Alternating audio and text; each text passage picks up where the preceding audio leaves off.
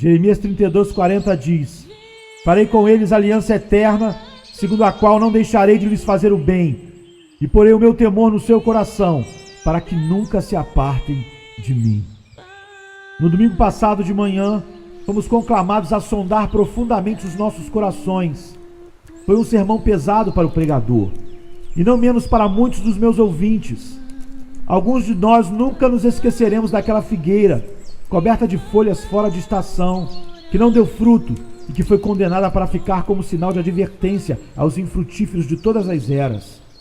Sentia-me como se estivesse na sala de cirurgia, usando bisturi.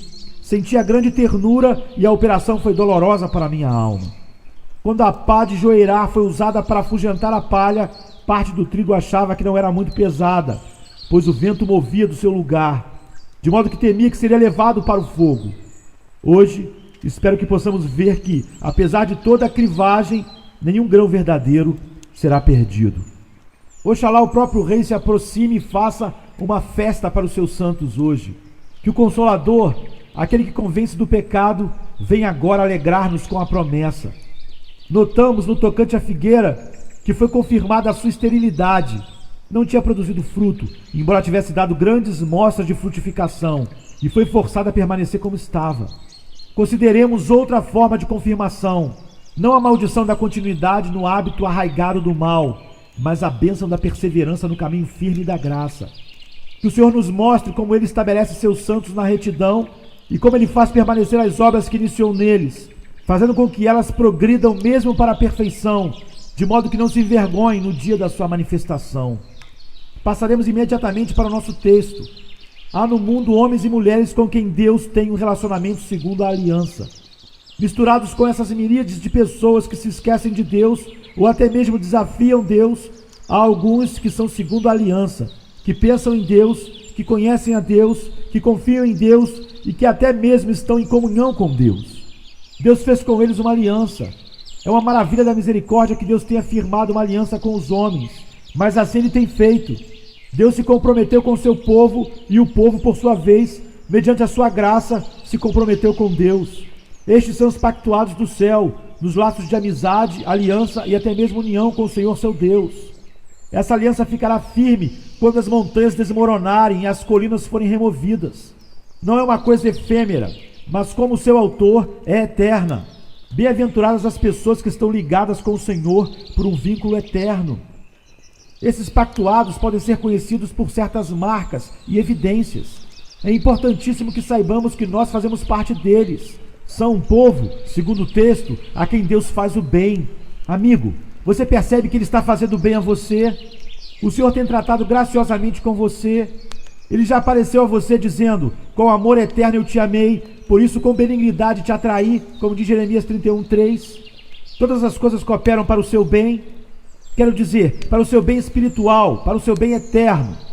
Você já recebeu o maior bem mediante a renovação do Espírito Santo. Ele lhe deu Cristo. Ele lhe fez odiar o mal e apegar-se àquilo que é bom. Se essas boas dádivas lhe foram outorgadas, Ele lhe fez bem, porque essas dádivas são o resultado da aliança e evidências sólidas de que a aliança está firme entre Deus e a sua alma. Essas pessoas são conhecidas por terem o temor de Deus em seus corações. Julgue-se assim no seu próprio caso. Essa é a promessa da aliança: porei o meu temor no seu coração. Você teme ao Senhor? Você reverencia o Deus, nosso Senhor? Você deseja agradar ao Senhor? Você lhe agrada? Você deseja ser como Ele é? Você é semelhante a Ele em algum grau de humildade? Acaso você se sente envergonhado quando percebe quão tristemente está em falta diante dEle e isto lhe dá fome e sede de justiça? A presença graciosa de Deus é seu céu embaixo? Todo o céu que você deseja está lá em cima? Se for assim, esse temor a Deus no seu coração é o selo da aliança com você. Deus tem para com você pensamentos imutáveis de amor. Isso nos leva a uma consideração mais exata do nosso texto. Nele notamos, em primeiro lugar, a aliança eterna. Farei com eles aliança eterna. Em segundo lugar, percebemos reverentemente o Deus imutável da aliança. Não deixarei de lhes fazer o bem. Em terceiro lugar, vemos com alegria o povo que persevera naquela aliança. Porém o meu temor no seu coração, para que nunca se apartem de mim. Estou convicto de que não acharei linguagem apropriada para um tal tema como este. Mas fico animado ao pensar que, por mais pobres e simples que sejam as minhas palavras, o assunto do qual falo é por si mesmo suficiente para o deleite de todos os crentes verdadeiros. Quando alguém tem uma abundância de comida sólida para fazer uma refeição, ele não se queixa, mesmo não havendo os adornos finos da mesa. Os famintos não anseiam por uma demonstração de talheres de prata e de toalhas de mesa de linho fino, nem sequer por arranjo de flores para enfeitar a mesa. Ficam mais satisfeitos com o alimento sólido. No meu assunto, a carne digna de reis. Por pior que seja a minha maneira de servi-la, vocês que têm apetites não deixarão de se alimentar dela. Que o Espírito Santo faça com que assim seja. Em primeiro lugar, observem a aliança eterna. Farei com eles aliança eterna. No capítulo 31 de Jeremias, versículo 31, essa aliança é chamada Nova Aliança. Isso contrasta com a aliança anterior que o Senhor fez com Israel quando os trouxe para fora do Egito. É nova no que diz respeito ao princípio em que se baseia. O Senhor havia dito aos seus que se guardassem as suas leis e andassem em seus estatutos, ele os abençoaria. Ele colocou diante deles uma longa lista de bênçãos ricas e cheias. Todas elas seriam sua porção se escutassem o Senhor e obedecessem a sua lei. Verdadeiramente, Jeová era como um marido para eles, pois com ternura supria todas as suas necessidades e os sustentavam em todas as suas jornadas. Ele os alimentava com comida de anjos. De dia, ele os abrigava do calor e de noite iluminava a sua cidade de tendas com uma coluna de fogo. Ele mesmo andava no meio deles e se revelava a eles de um modo que nunca fizera com outra nação. Formava um povo que ficava perto dele, uma nação amada pelo Senhor, mas nas circunstâncias especialmente favoráveis em que viviam no deserto, onde não tinham cuidados temporais, nem vizinhos para desencaminhá-los, não guardaram os estatutos do seu Deus. Pelo contrário, nem sequer permaneceram fiéis a ele como seu Deus, pois adoraram uma imagem fundida e assemelhavam o Senhor da glória a um boi que come ervas. Prostraram-se diante de imagens de um bezerro que tem chifres e cascos e clamaram: estes são nossos deuses, ó Israel, que te trouxeram da terra do Egito. Assim, quebraram a aliança de maneira mais leviana e iníqua possível. Uma aliança daquele tipo foi facilmente violada por um povo rebelde. Por isso, o Senhor, na sua graça incomensurável, resolveu fazer com os seus uma aliança diferente, que não pode ser assim facilmente violada. O Senhor foi fiel à antiga aliança. Ela foi quebrada pelo povo, conforme lemos em Jeremias 31, 32. Eles anularam a minha aliança, não obstante eu os haver desposado. Depois de muita paciência, ele os visitou devido às suas iniquidades, e seus cadáveres caíram no deserto, porque não podiam entrar no seu descanso. Em dias posteriores, ele os entregou às mãos dos seus inimigos, que foram um flagelo para eles. Fez com que fossem levados para o cativeiro e finalmente deixou os romanos queimarem sua cidade santa e espalharem o povo por todas as terras. Não queriam guardar a aliança de Deus e, portanto, sua traição trouxe o castigo de Deus sobre eles. Mas nos dias presentes, o Senhor, em Cristo Jesus, tem feito com a verdadeira descendência de Abraão, com todos os crentes verdadeiros, uma nova aliança, não segundo o teor da antiga, nem possível de ser quebrada como aquela. Irmãos, tome cuidado de distinguir entre a velha aliança e a nova, porque nunca deverá haver confusão entre elas. Muitos nunca percebem a verdadeira natureza da aliança da graça, não entendem um concerto de pura promessa. Falam a respeito da graça, mas consideram que ela depende de mérito. Falam da misericórdia de Deus, porém a misturam com condições que fazem com que seja mais justiça do que graça. Irmãos, façam uma distinção entre coisas que são diferentes. Se a salvação é por graça, não é por obras. Senão, a graça já não seria graça. E se é por obras, não é por graça. Senão as obras já não seriam obras. A nova aliança é toda pela graça, desde a sua primeira letra até a sua palavra final. E é isso que nós vamos demonstrar agora. No entanto, é uma aliança eterna. E é nesse aspecto que o texto insiste. A velha aliança foi de duração muito curta, mas esta é uma aliança eterna. A despeito de alguns pensadores modernos, espero que tenha licença para crer que a palavra eterna significa que dura para sempre. Enquanto houver algum significado na linguagem humana, ficaremos satisfeitos com o fato de que uma aliança eterna significa uma aliança que nunca chegará ao fim. Por que assim? A primeira razão por que é uma aliança eterna é que foi feita conosco em Jesus Cristo. A aliança das obras foi feita com a raça humana no primeiro Adão, mas o primeiro Adão era falho e fracassou bem rapidamente. Ele não conseguiu suportar a tensão da sua responsabilidade, de modo que aquela aliança foi quebrada. Mas o fiador da nova aliança é Jesus Cristo, e ele não tem falhas, é perfeito. O Senhor Jesus é o cabeça federal dos seus escolhidos, e ele os representa. São considerados membros do seu corpo, e ele é a sua cabeça, seu porta-voz, seu representante. O Senhor Jesus, como o segundo Adão, fez uma aliança com Deus em prol do seu povo. E desde que ele não pode falhar, pois nele não há fraqueza nem pecado, por isso, a aliança da qual ele é fiador há de ficar firme. Ele permanece para sempre no seu sacerdócio, tipo Melquisedeque, e no poder de uma vida infinita.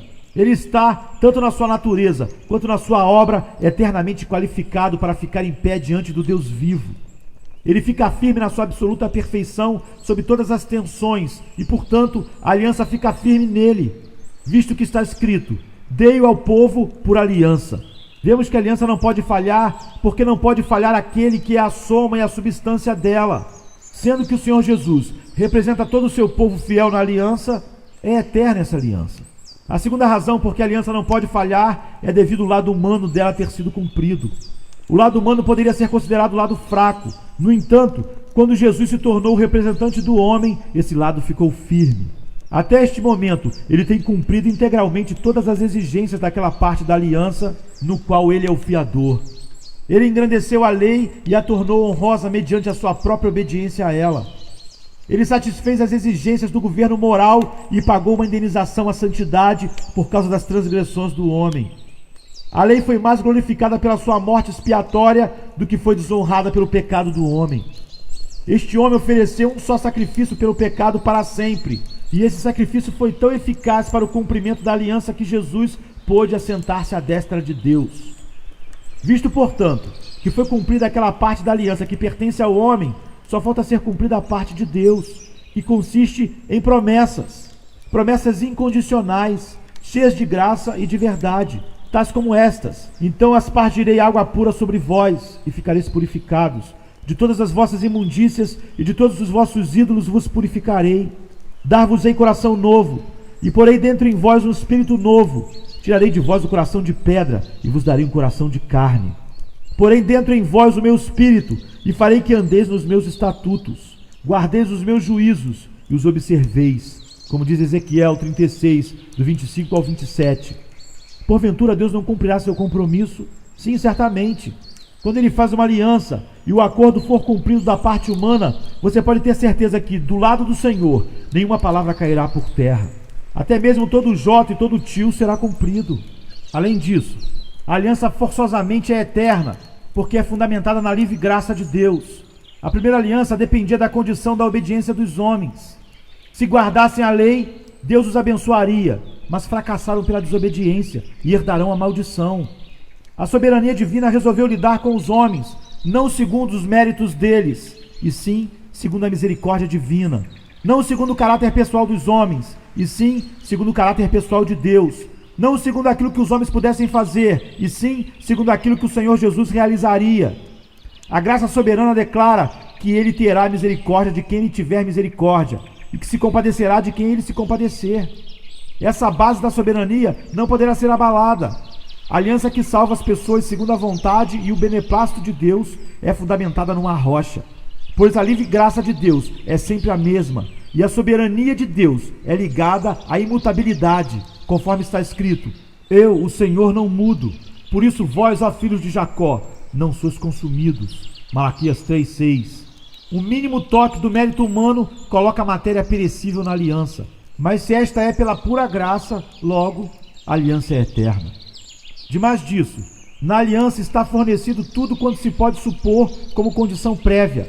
É necessário que o homem, para ser perdoado, se arrependa, porém o Senhor Jesus está exaltado nas alturas para dar arrependimento e remissão dos pecados.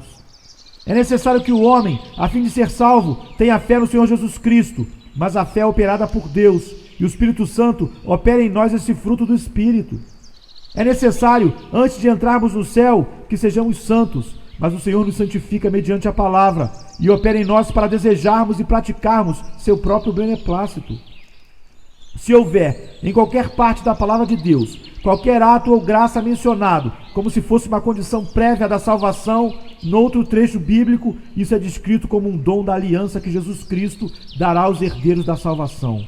Sendo assim, a condição que talvez pareça fazer periclitar a aliança é provida com tanta certeza que não surge daí nenhuma falha, nem quebra.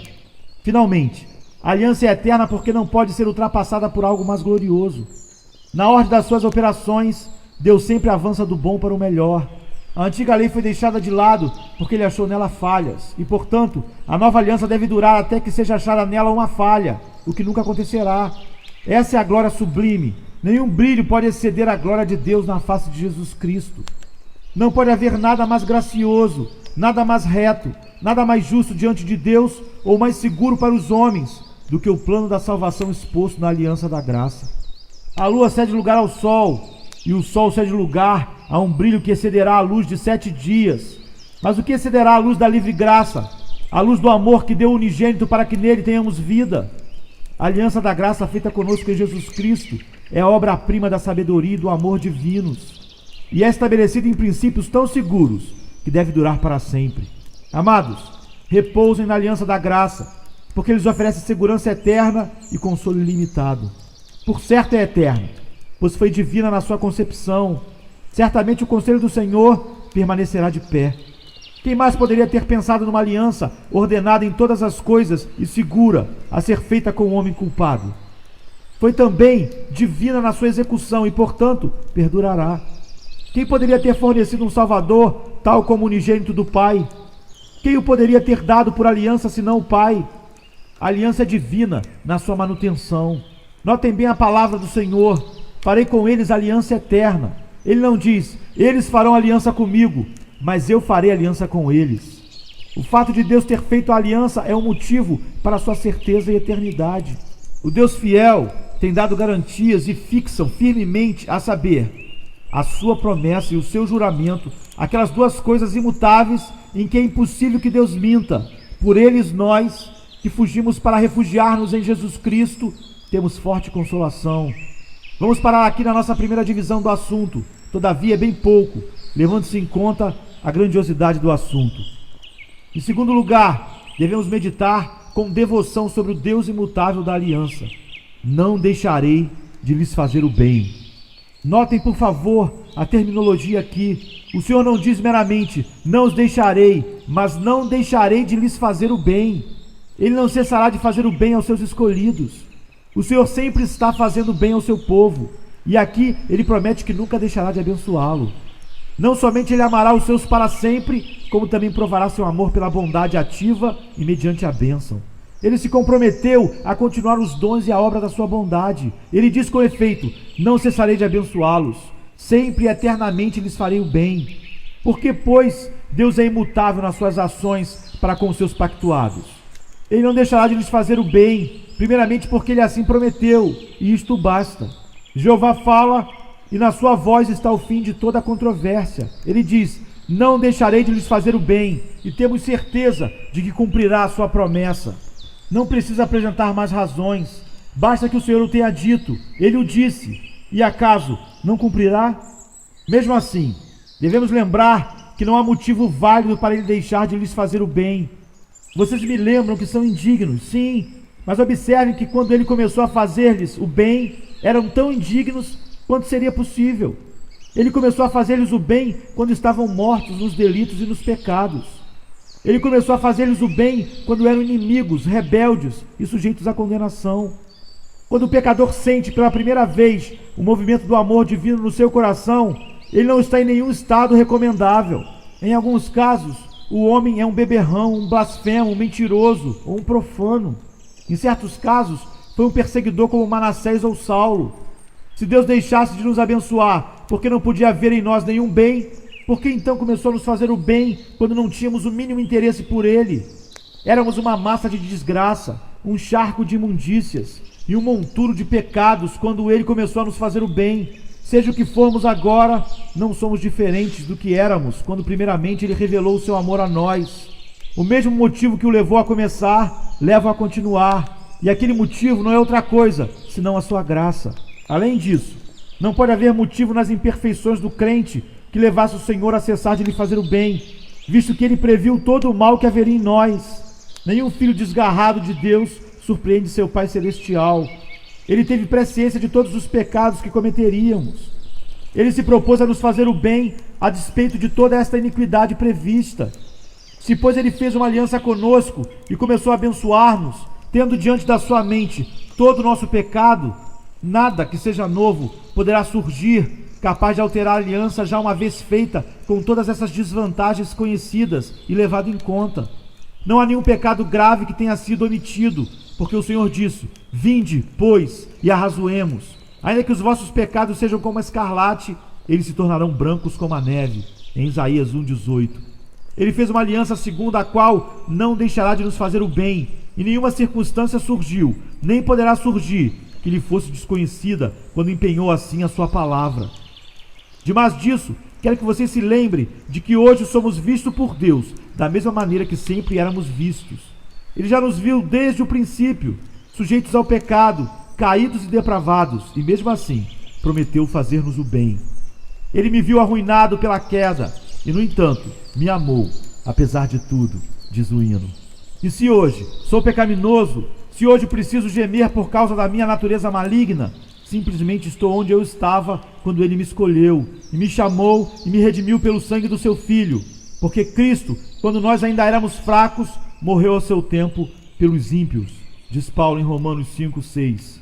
Éramos objetos não merecedores da sua misericórdia, a qual ele nos outorgou somente pelo motivo que estava dentro da sua própria natureza. E se continuamos não merecendo, segue-se que sua graça continua sendo a mesma. E sendo assim, ele ainda lida conosco através da graça. Fica evidente que ainda nos vê como não merecedores. E porque ele não iria fazer o bem a nós conforme fez no início? Certamente, se a fonte é a mesma, a corrente continuará a fluir. Ademais, lembre-se que agora ele nos vê em Cristo. Eis que ele tem posto o seu povo nas mãos do Filho do seu amor. Ele até mesmo nos colocou no corpo de Cristo, porque somos membros do seu corpo, da sua carne e dos seus ossos. Ele vê que morremos em Cristo, que nele fomos sepultados e que nele ressuscitamos. Assim como o Senhor Jesus Cristo é do agrado do Pai, assim também nele nós somos do agrado do Pai. Porque o estarmos em Cristo nos identifica com Cristo. Se, pois, nossa aceitação por Deus está baseada na aceitação de Cristo por Deus, ela fica firme e é um argumento imutável diante do Senhor Deus para Ele nos fazer o bem. Se ficássemos diante de Deus em nossa retidão individual, nossa ruína seria certa e rápida. Mas em Jesus, a nossa vida está oculta além do perigo. Creiam firmemente que, a não ser que Deus rejeite a Cristo, Ele não poderia rejeitar o seu povo. A não ser que Ele repudie a expiação e a ressurreição, não poderá lançar fora aqueles com quem Ele fez aliança no Senhor Jesus Cristo. O Senhor não deixará de fazer o bem ao seu povo, porque Ele já lhes demonstrou tanta bondade. E tudo quanto Ele já fez seria perdido, se Ele não levasse o assunto a termo. Quando Ele deu seu Filho, Ele nos deu um penhor seguro de que pretende levar o termo à sua obra de amor. Dizem a respeito de um homem que não termina a sua obra: este homem começou a construir, mas não pôde terminar. Contudo, tal coisa nunca será dita a respeito do Senhor Jeová. O Senhor Deus empenhou toda a sua deidade para salvar o seu povo, e deu-se a si mesmo totalmente na pessoa do bem-amado para a nossa redenção. E poderão admitir que ele falhará? Por certo, a ideia é blasfema. Alguns de nós já têm experimentado tanto do seu amor que não podemos acreditar que ele cessará de fluir em nossa direção. Fomos tão favorecidos que não ousamos temer que seu favor para conosco cessará. Tão celestial, tão divino é o senso do amor de Deus quando é revelado à alma, que não podemos crer que foi dado para zombar de nós. Já fomos inundados por tais correntes de amor que nunca poderemos admitir que elas se esgotem. O Senhor teve conosco comunhão tão estreita que o segredo do Senhor está conosco, e Ele reconhecerá para sempre aquele penhor místico mediante o qual foi selada a nossa união. Assim como Paulo, cada um de nós pode dizer: sei em quem tenho crido, e estou certo de que Ele é poderoso para guardar o meu depósito até aquele dia, em 2 Timóteo 1,12. O preço que nosso Senhor já pagou nos garante que Ele completará seus desígnios da graça. Amados, sentimos certeza de que Ele não cessará de nos abençoar, porque já tivemos provas de que mesmo quando ele tem escondido o seu rosto, ele não deixou de nos fazer o bem. O Senhor tem retirado a luz do seu semblante, mas nunca o amor do seu coração. Quando o Senhor tem desviado o seu rosto do seu povo, tem sido para lhe fazer o bem, levando os seus a terem nojo de si mesmos e a ansiarem por seu amor. Quão frequentemente ele nos tem trazido de volta das nossas prevaricações, fazendo-nos sentir o mal do pecado que entristece o seu espírito. Quanto temos clamado, se eu soubesse onde poderia o achar. Temos sido grandemente abençoados através da nossa angustiada busca. Sejam minhas testemunhas, servos de Deus que já passaram por provações. Os castigos divinos sempre têm sido para o nosso bem. Quando o Senhor os tem ferido até a contusão ficar azul, vocês passaram por uma melhoria de coração. Depois de ter removido seus consolos, o Senhor lhes fez o bem ao levá-los mais perto do sumo bem. O Senhor enriqueceu vocês pelas perdas que sofreram e os deixou com saúde por meio das enfermidades. Se, pois, o Senhor nosso Deus, mesmo quando visto pelo prisma mais escuro, não deixou de nos fazer o bem, estamos persuadidos de que Ele nunca cessará de nos cumular diariamente de benefícios. Depois de tudo isso, encerro com este argumento: Ele empenhou sua honra na salvação do seu povo. Se os escolhidos e remidos do Senhor podem ser lançados fora, onde estará a glória da sua redenção? O inimigo não iria dizer a respeito do Senhor: Ele não teve a capacidade de levar a efeito a sua aliança, nem pôde continuar a abençoar o seu povo? Será que tal coisa virá a ser dita a respeito de Deus? Ele perderá assim a glória da sua onipotência e imutabilidade? Não posso crer na probabilidade de falhar algum propósito do Senhor. Nem de forma alguma é concebível para mim que Ele possa retirar suas asseverações de amor àqueles com quem fez a sua aliança. O Deus a quem adoramos e reverenciamos, o Deus de Abraão, o Deus e Pai de nosso Senhor e Salvador Jesus Cristo, não se cansa, nem se fadiga. Se Ele resolveu uma coisa, quem o pode dissuadir? Diz Jó 23:13. Lembrar-se-á sempre da sua aliança, diz o Salmo 111, versículo 5. A respeito do nosso Senhor Jesus, cantamos com sinceridade: sua honra se empenhou para salvar a mais desprezível das suas ovelhas. Tudo quanto seu Pai Celeste deu, suas mãos guardam com segurança.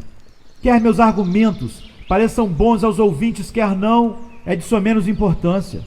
O texto é inspirado a palavra de Deus, que não pode ser entendida a mal, nem sujeita a dúvidas. Assim diz o Senhor: não deixarei de lhes fazer o bem. A terceira parte do nosso assunto nos leva a ver o povo que persevera na aliança.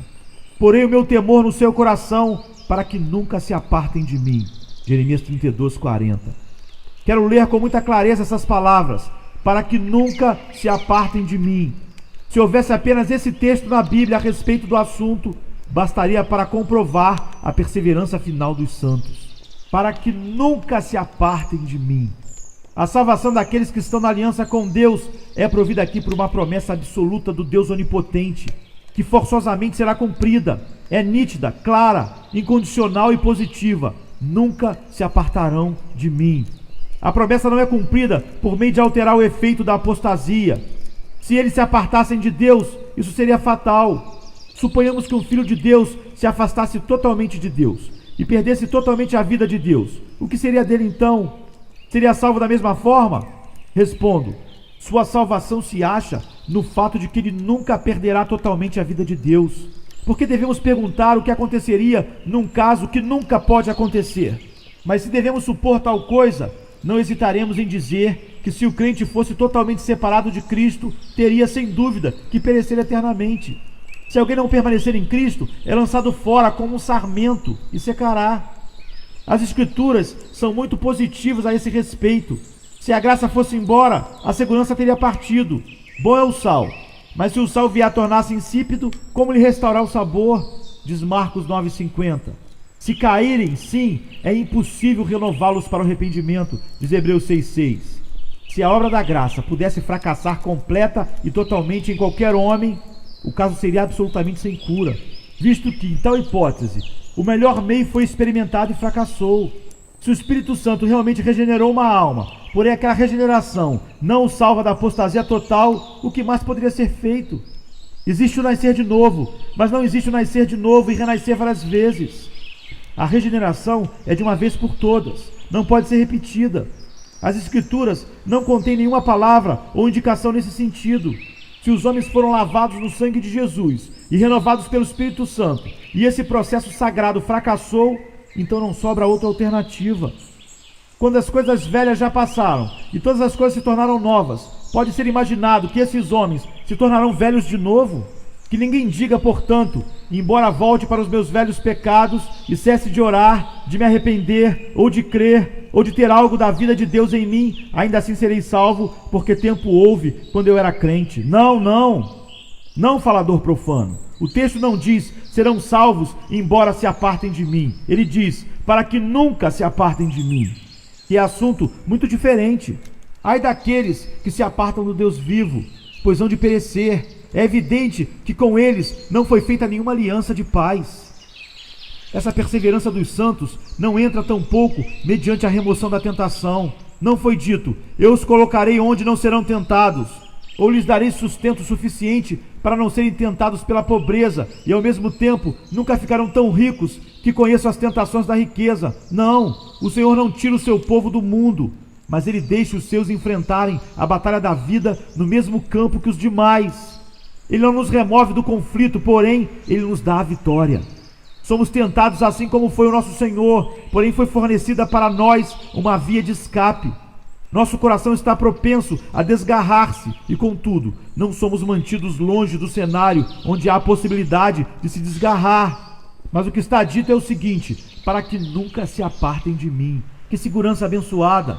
Podem ser tentados, no entanto, nunca serão vencidos. Embora pequem em curta medida, não pecarão de tal maneira que se apartarão de Deus. Ainda se apegarão a Ele e viverão em Cristo mediante a habitação neles do Espírito Santo. Como, pois, serão preservados? Ora, não conforme alguns dizem falsamente, como se pregássemos que o homem convertido pode viver como quiser. Nunca dissemos isso. Nunca sequer pensamos assim. O homem convertido não pode viver como quer, ou melhor, é tão transformado pelo Espírito Santo, que se pudesse viver como quer, nunca pecaria, mas viveria uma vida absolutamente perfeita. Quão profundamente ansiamos por ser conservados livres de todo pecado. Não pregamos que o homem pode se apartar de Deus e viver, e sim que não se apartem dele. Essa obra é levada a efeito por meio de colocar um princípio divino dentro dos seus corações. O Senhor diz, porei o meu temor no seu coração. Esse temor nunca seria achado ali se Deus não o colocasse ali. Nunca brotará naturalmente em nenhum coração humano. E porém o meu temor no seu coração, isto é, a regeneração e a conversão. Ele nos faz estremecer diante da sua lei. Ele nos faz sentir a dor e a amargura do pecado. Ele nos faz lembrar do Deus que tínhamos deixado cair em esquecimento e obedecer ao Senhor, a quem antes desafiávamos. Porém o meu temor no seu coração. É o primeiro grande ato na conversão e é continuado durante a vida toda pela operação perpétua do Espírito no coração. A obra que começa na conversão é devidamente levada a efeito nas pessoas convertidas, porque o Senhor continua colocando o seu temor nos seus corações. Não sabemos perceber como o Espírito Santo opera. Ele tem maneiras de agir diretamente sobre nossas mentes, as quais só Ele conhece, que não podem ser entendidas por nós. Todavia, sem violar a liberdade da nossa natureza e deixando-nos como homens, conforme éramos antes, Ele sabe como nos fazer continuar no temor de Deus. Essa é a maneira forte de Deus segurar o seu povo, porém o meu temor no seu coração. O que é esse temor a Deus? Em primeiro lugar, é um santo temor e reverência ao grande Deus. Ensinados por Deus, chegamos a ver sua infinita grandeza e o fato dele estar presente conosco em todos os lugares. Depois, cheios de uma consciência devota da sua deidade, não ousamos pecar, visto que Deus está perto, não podemos ofendê-lo. As palavras, meu temor, também subentendem o temor filial. Deus é nosso Pai, e sentimos o espírito da adoção mediante a qual clamamos, Abba, Pai. Esse amor filial desperta em nós o medo de entristecer aquele a quem amamos, e portanto não temos desejo de nos afastar dele. Existe também em nossos corações um profundo senso de obrigação de sermos gratos. Deus me trata tão bem, como poderei pecar? Ele me ama tanto, como poderei ofendê-lo? Ele me favorece tão grandemente dia a dia, que não posso fazer aquilo que é contrário à sua vontade. Vocês já receberam uma misericórdia seleta e muito especial? Frequentemente aconteceu assim comigo. E quando as lágrimas ficaram nos meus olhos diante de tão grande favor, tenho pensado que se uma tentação viesse a mim, viria numa hora em que eu não teria nem ânimo, nem olhos, nem ouvidos para ela. A gratidão tranca a porta contra o pecado. O grande amor recebido derruba a grande tentação para desgarrar-se. Exclamamos: o Senhor me banha no seu amor.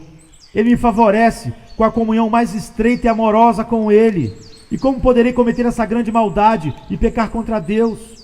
Nós que somos tão especialmente amados por Ele e unidos a Ele por uma aliança eterna, como poderemos desafiar abertamente esse amor tão maravilhoso? Certamente não poderemos ter prazer em ofender um Deus tão gracioso, mas é nossa alegria cumprir os seus mandamentos e escutar a voz da sua palavra. Vejam, amados, essa perseverança dos santos é perseverança na santidade. Nunca se apartarão de mim. Se a graça de Deus realmente transformou vocês, estão transformados de modo radical e permanente. Se vocês já chegaram-se a Cristo, Ele não colocou em vocês um mero copo de água da vida. Porém, Ele tem dito: a água que eu lhe der de beber será nele uma fonte a jorrar para a vida eterna. A obra da regeneração não é uma obra temporária, mediante a qual o homem é reformado por algum tempo. É antes uma obra eterna, pela qual o homem nasce para o céu. No novo nascimento é implantada uma nova vida que não poderá morrer, porque é uma semente viva e incorruptível, que vive e permanece para sempre. A graça continuará operando no homem até levá-lo à glória. Se houver pessoas que discordam daquilo que tenho dito, não tenho culpa. Entretanto, pediria que tais pessoas não discordem do texto, pois as Escrituras não podem falhar. Leiam o texto: e porei o meu temor no seu coração, para que nunca se apartem de mim. Ali está escrito: para que nunca se apartem de mim. Mas se perguntarem: por meio do que Deus mantém esse temor no coração do seu povo? Respondo: é obra do Espírito de Deus. Todavia, o Espírito Santo usualmente opera através dos meios. O temor de Deus é mantido vivo em nossos corações por meio de ouvirmos a palavra, porque a fé vem pelo ouvir, e o santo temor vem por meio da fé. Estejam diligentes, portanto, em escutar a palavra. Aquele temor é mantido vivo em nossos corações por meio de lermos as Escrituras, pois à medida que nos alimentamos com a palavra, ela respira dentro de nós aquele temor de Deus que é o princípio da sabedoria. Esse temor a Deus é mantido em nós pela fé na verdade revelada e pela meditação da mesma. Estudem as doutrinas da graça e sejam instruídos na analogia da fé. Conheçam bem e eficientemente o Evangelho, e assim haverá combustível para o fogo do temor de Deus em seus corações. Passem muito tempo na oração a sós com Deus, posto que ela desperta o fogo e o faz queimar de modo mais brilhante. Enfim, procuremos viver perto de Deus e permanecer nele, porquanto à medida que permanecemos nele e as suas palavras permanecem em vocês, vocês darão muitos frutos e assim serão seus discípulos. Acho muito frutífera essa doutrina preciosa da perseverança dos santos. Certa quinta-feira à noite, não há muito tempo, preguei esta doutrina com todas as minhas forças e muitos foram consolados por ela. Mas melhor ainda, muitos foram levados a pensar e assim a voltar seu rosto em direção a Cristo. Alguns pregam uma doutrina que tem uma porta bem larga, porém a sua porta. E quem entra por ela não recebe nada, não está mais seguro do que estava quando estava do lado de fora. As ovelhas não se apressam para entrar onde não há pastagem. Alguns têm pensado que a minha doutrina é estreita, embora eu tenha certeza de que não é. Contudo, se uma porta parecer estreita, e se há algo que vale a pena ser recebido por quem entrar, muitos procurarão a admissão. Há bênçãos tão maravilhosas, fornecidas na aliança da graça, que os que são sábios anseiam por obtê-las. Diz alguém, se a salvação é uma coisa permanente, se essa regeneração importa numa mudança de natureza de tal tipo que nunca poderá ser desfeita, quero tê-la. Se a salvação é meramente um artigo banhado a prata que perderá o seu brilho, não a quero. Todavia, se é prata de lei maciça, desejo recebê-la. Acaso o dom da graça nos torna coparticipantes da natureza divina e nos livra da corrupção das paixões que há no mundo? Aceitemo-lo, portanto. Oro para que alguns aqui venham a desejar a salvação, pois ela garante uma vida de santidade. O doce que me atraiu para Cristo foi o seguinte: acreditava que a salvação era uma garantia de caráter. De que maneira melhor um jovem poderia purificar sua vida, senão por meio de se colocar nas santas mãos do Senhor Jesus para ser impedido de cair? Eu disse: se me entrego a Cristo, Ele me salvará dos meus pecados. Vim para Ele, portanto, e Ele me guarda. Quanta música nessas palavras! para que nunca se apartem de mim. Repetindo uma velha figura de linguagem, não deixe de comprar uma passagem que valha até o ponto final. Muitas pessoas têm crido em Deus para salvá-las, mas só por algum tempo, enquanto são fiéis ou enquanto são sinceros. Amados, creiam em Deus para mantê-los fiéis e sinceros durante toda a sua vida. Compre uma passagem até o ponto final. Obtenha uma salvação que cubram todos os riscos. Não há outro bilhete emitido pela bilheteria autorizada, senão aquela que valha. Outros bilhetes são forjados. Aquele que não pode guardar você para sempre, não pode guardá-los por um dia sequer. Se o poder da regeneração não perdurar por toda a vida, talvez não dure uma hora. A fé na aliança eterna agita o sangue do meu coração, enche-me de confiança, inspira-me de entusiasmo. Nunca posso abrir mão daquilo que o Senhor tem dito. Farei com eles a aliança eterna, segundo a qual não deixarei de lhes fazer o bem, e porei o meu temor no seu coração, para que nunca se apartam de mim. Deus os abençoe, por amor a Cristo.